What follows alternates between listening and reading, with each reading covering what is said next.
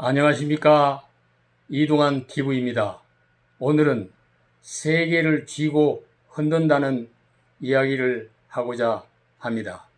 구독 꼭 눌러주시기 바랍니다. 세상은 빈부의 격차와 불평등이 심해지고 있습니다. 못 가진 자는 다수이고 가진 자는 소수입니다. 소수의 가진 자가 세상을 좌지우지하고 있습니다. 미국 소노마 주립대학 피터 필립스 정치사회학 교수는 20년간 초국가적인 자본가들을 조사해 분석했습니다. 그 결과 세계를 실질적으로 지배하는 글로벌 파워 엘리트가 398명인 것을 찾아냈습니다.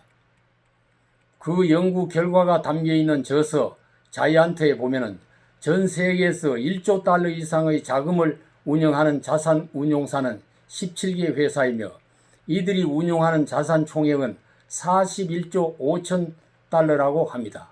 17개 자산 운용사의 이사진은 199명이며 이들 중에 90%인 136명이 남성이며 이들 중 84%가 유럽계 백인이며 대부분 명문 사립대학 출신이라고 합니다.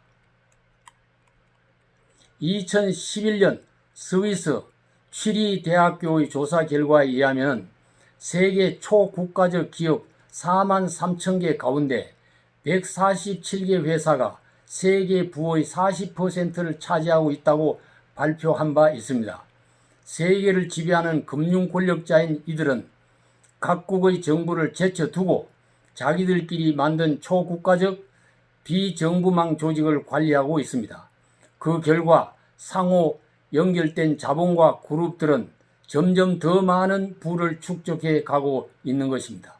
초국가적 자본과 계급인 그룹들은 국가란 인구 통제 구역에 지나지 않는다고 생각하고 있습니다. 이들은 다국적 국제기구인 세계은행과 국제통화기금, 북대서양 조각기구, 세계무역기구, G7, G20 등에 상당한 영향을 행사하고 있습니다. 이들은 미국 등 각국 정부와 국제기구에 제안하는 것이 아니라 지시를 내리고 있다고 합니다. 그들의 지시에 따라서 국제기구들이 움직인다는 이야기입니다. 지금 세계의 자본 집중 현상과 불평등 심화는 각국마다 심각한 사회 문제가 되고 있습니다.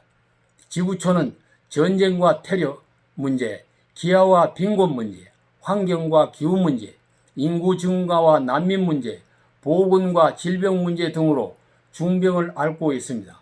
이 같은 국제사회의 자본 집중과 불평등으로 인한 경제 양극화는 인류의 공정에 아주 나쁜 영향을 미치고 있습니다.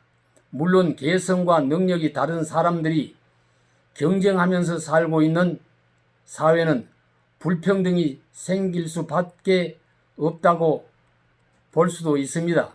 과거 역사를 돌아보면 이 같은 인류의 불평등을 해소하기 위해 사회주의를 내세우고 공산혁명을 시도했으나 인류는 비참한 실패의 경험을 하고 말았습니다. 자본주의 국가도 사회적 양극화를 해결하기 위해 시장을 규제하고 세금 제도와 복지 정책을 시행하고 있습니다. 그러나 법과 제도로만 가진 자의 것을 빼앗아 못 가진 자에게 분배하려는 노력은 한계가 있습니다. 재벌들이 부를 쌓아 올리면서 가난한 사람들에게 먼저 조건 없이 베푸는 것이 중요한 일입니다. 못 가진 자들도 가진 자들을 보고 노동자를 착취했다고 죄악시하는 생각을 말아야 할 것입니다. 세계의 1%밖에 되지 않은 소위 글로벌 엘리트라고 자처하는 사람들이 부의 축적을 위해 치열한 경쟁을 하면서 지구촌 공동체의 일원으로서 공동 생존을 하기 위해 어려운 이웃 사람들과 함께 사는 방안을 솔선해서 실천해야 합니다. 함께 잘 살아야 자기도 잘 살 수 있다는 것은 불변의 진리입니다. 기생충 영화가 세계인에게 감동을 준 것도 자본주의 사회가 처해 있는 불평등이 주제였기 때문입니다. 우리 주변을 보면 빈부의 격차가 너무도 심합니다. 같은 인간으로 태어나 어떤 사람은 부귀를 누리고 살고 있고 어떤 사람은 빈천한 생활을 하고 살아야 하는 세상이 너무도 원망스럽기도 합니다. 이런 원망이 세상에 가득 차 있다면 부귀를 누리는 사람도 편하게 살 수가 없는 것입니다. 함께 잘 살고 더불어 공생하는 방법을 찾아야 할 것입니다. 감사합니다.